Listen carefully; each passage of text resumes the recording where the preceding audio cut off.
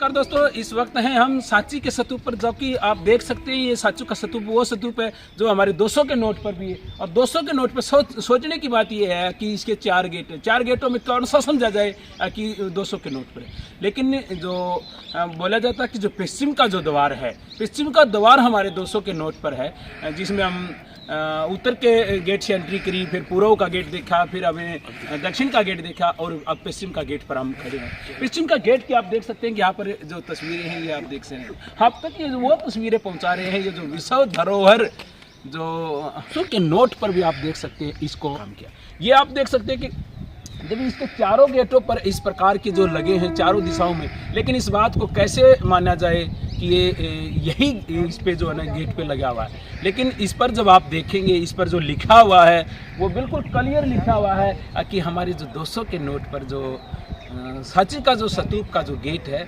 वो पश्चिम द्वार है। आप पश्चिम द्वार की थोड़ी सी हिस्ट्री भी मैं कहूँ आपको कि दिखाने की, ये तो आप देख ही सकते हैं। साथ में यहाँ पर पश्चिम द्वार की जो कुछ हिस्ट्री यहाँ लिखी हुई है, जैसे नंबर 1 पर लिखी है मानुषी बौद्धों के बोधि वृक्ष तथा स्तूप के सारनाथ में बुद्ध के प्रथम उपदेश का दृश्य, जिसमें धम्म चक्र तथा मृग दाव बताया गया है। छद दंत दातक का दृश्य, जिसमें 6 दांतों वाले हाथी की बौद्ध स्तव अपने समूह के साथ बताया गया। ये तस्वीरें जो यहाँ लिखी हुई हैं, ये तस्वीरें वो आप यहाँ देख सकते हैं। हाँ बिल्कुल, आप देख सकते हैं कि ये जो यहाँ लिखा हुआ है ये सारे का सारा वृत्तांत ये गेट का दिखा रहा है कि इसके ऊपर सारनाथ का भी जिक्र है। सबसे बड़ी बात यह है कि 6 दांतों वाले हाथी आप देख सकते हैं। 6 दांतों वाले, आपने 2 हाथी देखेंगे लेकिन इसमें 6 दांतों वाले हाथी का जिक्र है।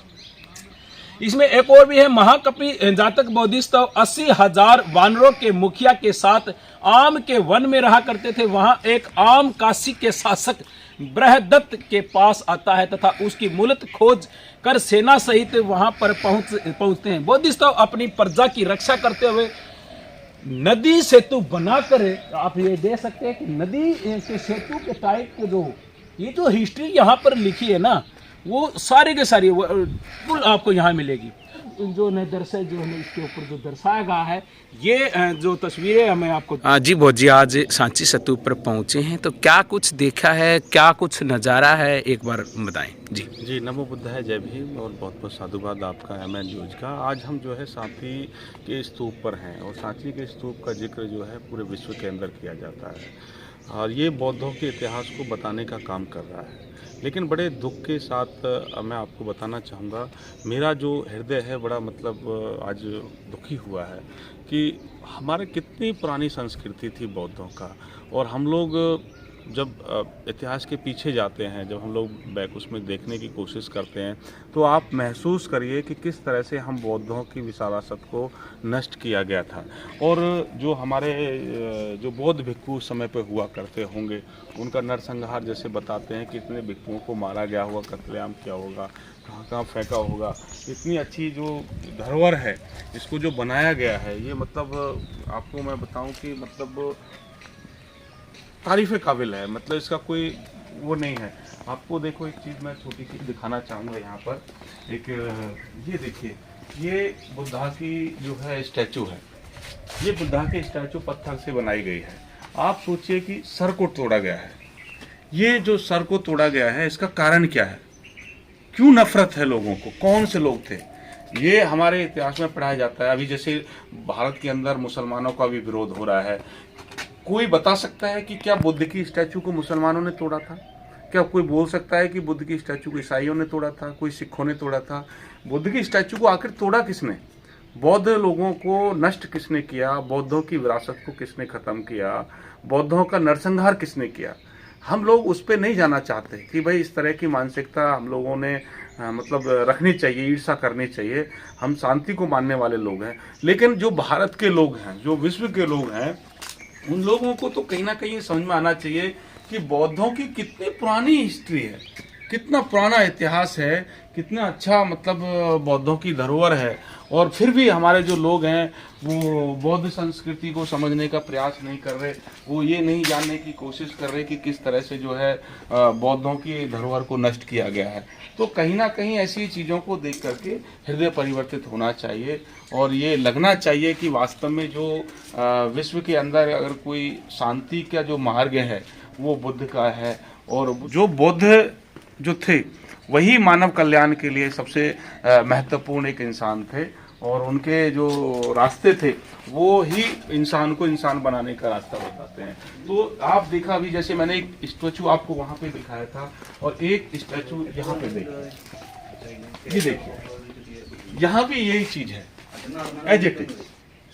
कितनी सुंदर प्रतिमाएं हैं, कितनी अच्छी नक्काशी की गई होगी, लेकिन यहाँ भी सर को ही तोड़ा गया है। ये जो बताता है कि कितनी क्रूरता उन लोगों के अंदर होगी, बुद्धिज्म को नष्ट करने का कितना प्रयास उन लोगों ने किया होगा। बुद्ध के चेहरे को, सर को जो है ज्यादातर मूर्तियों से तोड़ा गया है, और बहुत सारे यहाँ से ये सुनने में देखने में भी मिला है कि यहाँ से जो बुद्ध की स्टैचू चुराया गया है, और बहुत सारे जो है जो मंदिर बने हुए हैं उनमें उनका श्रृंगार करके उन पर जो है फूल मालाएं डाल करके उसको जो है नए नए तरीके से उसको दिखाया जा रहा है, लेकिन बुद्ध को जो है वो दिखाने का काम नहीं कर रहे हैं। तो मैं तो यही आप सबसे, जितना भी हमारे लोग श्रोता सुन रहे हैं, ये कोशिश करूंगा कि आप लोग अपने थोड़ा सा चित्त और मन को अपना समझिए, अपने हृदय में थोड़ी सी एक मानवता जो है लाइए, और ताकि आप लोग। ये है हमारे साथ सतवीर बौद्ध जी, जिन्होंने वर्ल्ड हेरिटेज साइट सांची के स्तूप के बारे में बताया है, और बड़ा दुखी मन में बताया। हम वो तस्वीरें आपको तक पहुंचाने की कोशिश कर रहे हैं, जो तस्वीरें यहाँ पर आप कभी आएँ तो आपको देखकर आनंद फील हो। ये जो सामने जो स्तूप दिखाई दे रहा है, साइड में स्तूप दिखाई दे रहा है, ये जो ढांचे जो दिखाई दे रहे हैं अलग अलग, तो ये दिखा रहा है कि यहाँ पर इसके अंदर अनेकों वो रहे होंगे। नंबर आप भी देख सकते हैं, सम्राट अशोक द्वारा निर्मित यह स्तूप आप देख सकते हैं कि कितनी पुरानी विरासत है, और आज भी जब ये कुछ इतना कुछ बोल रही है, तो जिस समय पर बनी होगी उस समय पर क्या कह रही होगी। ये जो अशोक स्तंभ के जो देख सकते हैं कि क्या टूटे हुआ हिस्सा है, यहाँ पे इसके सामने रखा हुआ है, और ये देखो टूटे हुए हिस्से के अंदर बुद्ध भगवान की मूर्ति आप देख सकते हैं। अंदर की तरफ देखेंगे तो अंदर तो वहीं पर जहाँ जहाँ बुद्ध की मूर्तियाँ हैं वहाँ पर टूटी हुई है। सिर्फ पूर्व के गेट के सामने जो मूर्ति लगी है, सिर्फ और सिर्फ उसी मूर्ति के सिर दिखाई देगा, बाकी आपने किसी के भी सिर दिखाई नहीं देगा। ये पूर्व गेट आप देखिए, इसकी भी टूटी हुई मूर्ति थी सिर, लेकिन ये मिल गया होगा तो जुड़ा हुआ है, वैसे अलग से जुड़ा हुआ दिखाई देगा। आप कभी आएंगे तो आपको देखेंगे कि चारों गेट पर मूर्तियाँ लगी हुई हैं। तो हम दक्षिण का गेट आप दिखा रहे हैं, दक्षिण के गेट पर ये मूर्ति लगी है। तो यहाँ जब आप आएंगे देखेंगे, बड़ी खुशी भी होगी अपनी विरासत को देखकर, और बड़ा दुखी मन भी होगा इस सारे सिस्टम को देखकर। तो आप देख सकते हैं। अब हम यहाँ से आपको बाहर ले चलते हैं। पश्चिमी जो द्वार है इसके बिल्कुल सामने आप देखें कि स्तूप नंबर 2, स्तूप नंबर 2 का बोर्ड भी आप देख सकते हैं कि हाँ ये जो बोर्ड है लगा हुआ है क्रमांक नंबर 2। जब आप नीचे की तरफ देखते हैं तो यहाँ पर स्तूप नंबर 2 पर जाने से पहले ये लेफ्ट हैंड को ये जो दिखाई दे रहा है, जिसमें छाया ही भी दिखाई दे रही है, ये तालाब है। इसके अंदर पानी इकट्ठा होता होगा, बरसात जब आएगी तो पानी इसके अंदर इकट्ठा हो जाएगा, साफ़ पानी पीने को मिलेगा, क्योंकि यहाँ की जो नदी की व्यवस्था जो बताई जा रही है बहुत दूर है, और गाँव से बहुत ऊंचे पर है ये पहाड़ी पर ये जो स्तूप की व्यवस्था जो बनाई गई है। तो आप देख सकते हैं कि वो तस्वीरें हैं। आपने देखा होगा कि नाग छाँव किए हुए भगवान बुद्ध के ऊपर, आप देखिए कि ये नाग का फण है, और इसके ऊपर जो देख सकते हैं ये जो हमारे साथी आए हुए हैं वो भी देख रहे हैं, सारी जगह हर जगह घूम घूम कर दिखाई दे रहे हैं। तो ये जो यहाँ जो दिखाई दे रहा है उसके अंदर की तस्वीरें देख रही, बाहर तो गेट बंद है, उसमें हमने कैमरा लगा के हमने इसको दिखाने की कोशिश करी है कि आपको अंदर का सीन दिखा सके। कौन सा हिस्सा किस चीज़ का है? मोनेस्ट्री जो विहार है 47 47वां विहार की जो जिक्र है, कुछ हम तस्वीरें आपको दिखा रहे हैं। देख सकते हैं आप कि किस प्रकार की ये रचना रही है। ये गोल चक्कर आप देख सकते हैं कि एक गोल पत्थर है।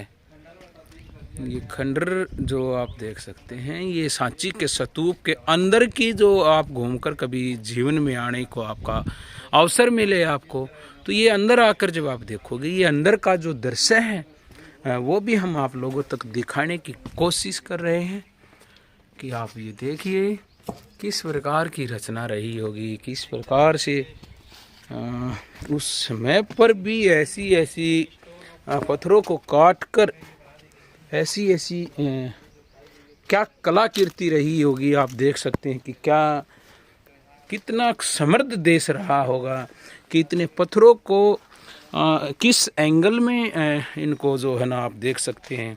ये देखिए कैसे कैसे, और ये दीवारों के ढांचे, ये मेडिटेशन सेंटर रहे होंगे उस समय पर। भाई एक भिक्षु यहाँ पर मेडिटेशन कर सके।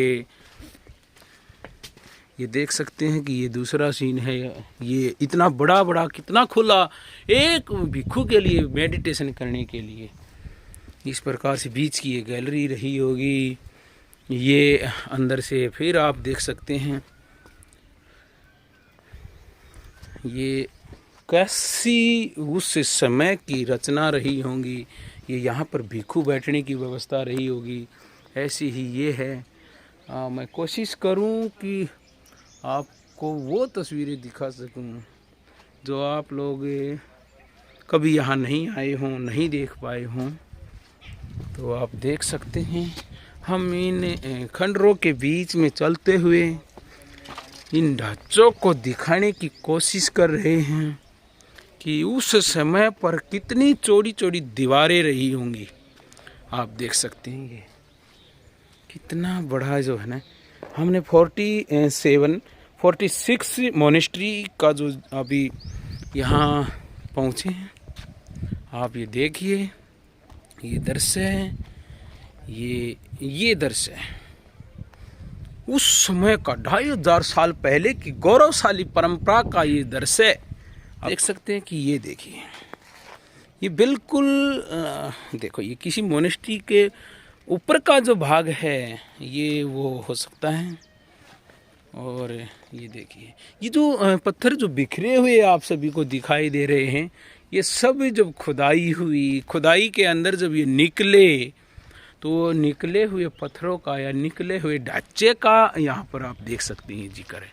आप देखिए जब खुदाई हुई है तो ये सामने हम जहाँ जा रहे हैं यहाँ पर भी कुछ ऐसे हैं कि देखिए गेट की आकृति है, भी गेट बना हुआ है, उसके ऊपर भी कलाकृतियाँ हैं महिलाओं की, आप देख सकते हैं ये।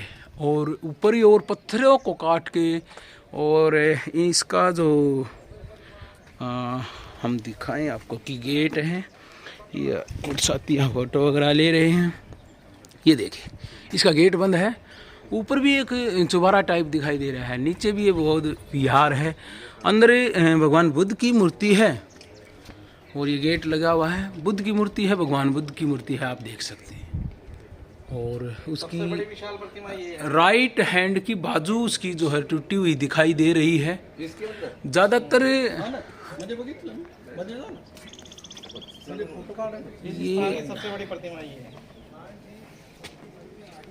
ये हैं यहाँ की सीन जो हमने आप तक पहुँचाने की कोशिश की है।